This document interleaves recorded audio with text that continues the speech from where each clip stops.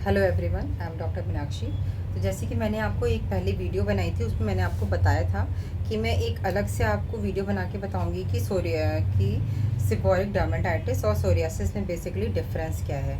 तो आज हम उसी के बारे में डिस्कस करेंगे। अगर हम इसके कॉज के बारे में बात करें तो जो सेबोरिक डर्मेटाइटिस है वो बेसिकली ईस्ट के ओवर ग्रोथ की वजह से, स्पेशली ऑयली एरिया में अगर होता है तो सेबोरिक डर्मेटाइटिस वाला इरप्शन हो जाता है। और सोरियासिस है, अगर इसका जो कॉज है तो ये देखा जाए कि psoriasis is auto immune problem. ये ऑटो इम्यून बीमारी है, इसका ऐसा कोई एग्जैक्ट कॉज नहीं होता है। और लोकेशन की बात करें, अगर हम लोकेशन की बात करते हैं तो सेबोरिक डर्मेटाइटिस जो है बेसिकली उस एरिया में ज़्यादा हमें देखने को मिलता है जहाँ पे हमारे बॉडी से ऑयल सिक्रीशन ज़्यादा है, लाइक डेट हमारे स्कैल्प पे होता है, वहाँ पे हमें सेबोरिक डर्मेटाइटिस देखने को मिल सकता है। इनसाइड द ईयर देखने को मिल सकता है, over the nose, over the chin, and even in किसी किसी केसेस में चेस्ट पे भी और आईब्रोज पे भी सेबोरिक डर्मेटाइटिस हो सकता है। और सोरियासिस की बात करें, सोरियासिस की लोकेशन तो वेल नोन है।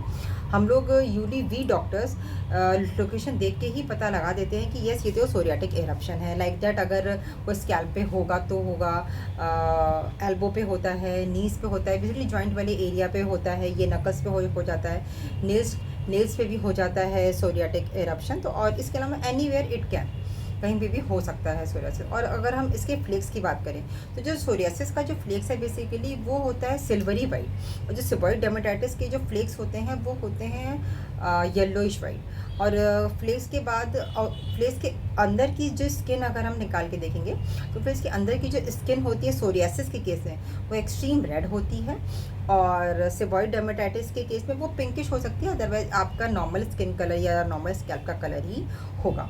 और अगर हम इचिंग की बात करें, तो सोरियासिस के केस में इंटेंस इचिंग होती है पेशेंट को। सेबोरिक डर्मेटाइटिस के केस में माइल्ड टू मॉडरेट इचिंग हो सकती है। और इसके अलावा अगर हम इसके मार्जिन्स की बात करें, जो इरप्शंस होते हैं या जो लोकेशन है इसकी जहाँ पे सेबोरिक डर्मेटाइटिस है उसकी मार्जिन डिफ्यूज होती है, नॉट डिफाइंड एग्जैक्टली। सोरियासिस की एग्जैक्ट क्लियर कट मार्जिन होती है, जहाँ पे भी इरप्शन होगा ऐसे राउंड सा होगा उसकी मार्जिन, ईजिली वी कैन कि हाँ ये तो सोरियासिस का ही इरप्शन है। अब अगर इसकी ट्रीटमेंट की बात करें तो seborrheic dermatitis a kind of dandruff है, तो उसके बारे में मैं आप लोगों से डिस्कस कर चुकी हूँ पहले भी, और उसका होम्योपैथिक ट्रीटमेंट भी। अब अगर सोरियासिस के बारे के ट्रीटमेंट और मैनेजमेंट के बारे में बात करें तो उसके लिए हमें बहुत ही एग्जॉस्टिव केस टेकिंग की ज़रूरत है, क्योंकि सोरियासिस बेसिकली हमारे पूरे सिस्टम को ही अफेक्ट करता है। तो जैसे के लिए एग्जॉस्टिव केस टेकिंग के साथ साथ कुछ होम्योपैथी की दवाइयाँ हैं जो कि हम केस टेकिंग के बाद ही समझ में आती है। तो इसके लिए मैं आप लोगों के अलग वीडियो बना दूंगी सोरियासिस का होम्योपैथिक ट्रीटमेंट। फिलहाल इसमें मैंने डिफरेंसेस आपको बताने की कोशिश करी है, जिससे कि क्लिनिकल प्रैक्टिस में हम जो मेरे जूनियर डॉक्टर हैं उन लोगों को ये प्रॉब्लम ना है, और पेशेंट भी डायग्नोज कर सके कि हाँ ये मुझे सोरियासिस हुआ है या फिर कि मुझे सेबोरिक डर्मेटाइटिस है। Thank you.